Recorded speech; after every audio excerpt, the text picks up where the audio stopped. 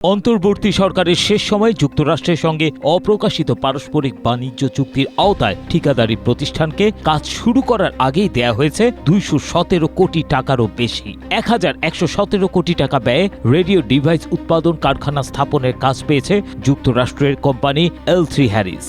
প্রতিষ্ঠানটি দেশীয় প্রতিনিধি অঙ্গীকার ইন্টারন্যাশনাল। প্রস্তাবিত এই কারখানায় তৈরি হবে কয়েক ধরনের রেডিও ডিভাইস, আর তা কিনে ব্যবহার করবে নিরাপত্তা বাহিনী। কিন্তু বিপুল এই টাকা ব্যয়ে প্রকল্প বাস্তবায়নের পরিকল্পনা করা হলেও এখানে উৎপাদিত প্রতিটি রেডিও ডিভাইসের দাম কত পড়বে সেটিই উল্লেখ নেই প্রস্তাবে।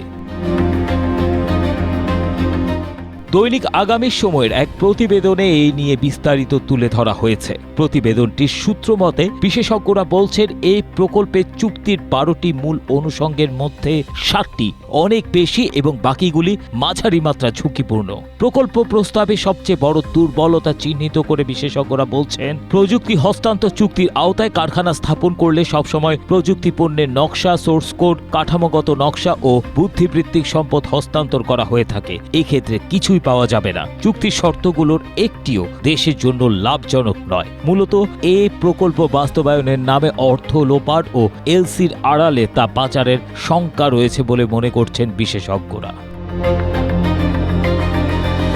প্রতিবেদনটি থেকে আরও জানা যায়, টিআইবি সংশ্লিষ্টরা বলছেন এখানে অনিয়ম হওয়ার সম্ভাবনা প্রবল।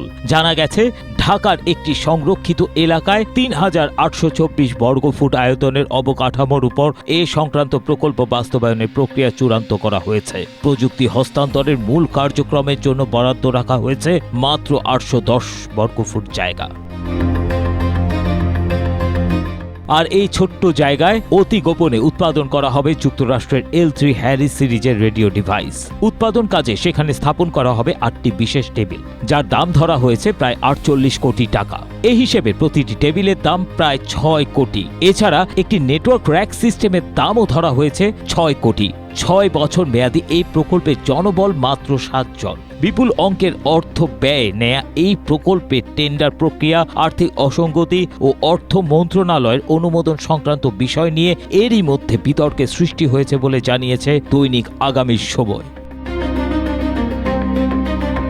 প্রতিবেদনটিতে বিশেষজ্ঞ মতামতে উল্লেখ করা হয়েছে, উৎপাদন কারখানায় ওয়ারেন্টি মাত্র 1 বছরের, অথচ প্রকল্পের মেয়াদ 6 বছর। এই সময়ের মধ্যে কারখানার বিভিন্ন যন্ত্রাংশের রক্ষণাবেক্ষণ, মেরামত সহ অন্যান্য সাপোর্টের কোনো নির্দেশনা পরিকল্পনায় নেই। এছাড়া প্রস্তাবে পূর্ণাঙ্গ একটি রেডিও ডিভাইসের দাম কত হবে সেটি বলা নেই। ডিভাইস তৈরি করতে যে যন্ত্রাংশ ব্যবহার করা হবে সেগুলোর বাজার দর যাচাই বা নিশ্চিত হওয়ারও কোনো উপায় নেই। এমনকি কারখানার তৈরি ও ভবিষ্যৎ আয় ব্যয়ের কোনো হিসাবও নেই। বিশেষজ্ঞ দলের অভিমত, L3 Harris ছাড়াও ফ্রান্স, জার্মানি, ফিনল্যান্ড ও অস্ট্রেলিয়ার অনেক নামী কোম্পানি এই ধরনের কাজ করে থাকে, তাদের দেয়ার দরের থেকে অনেক কম দামে। AVM Asaduzzaman, Asia post.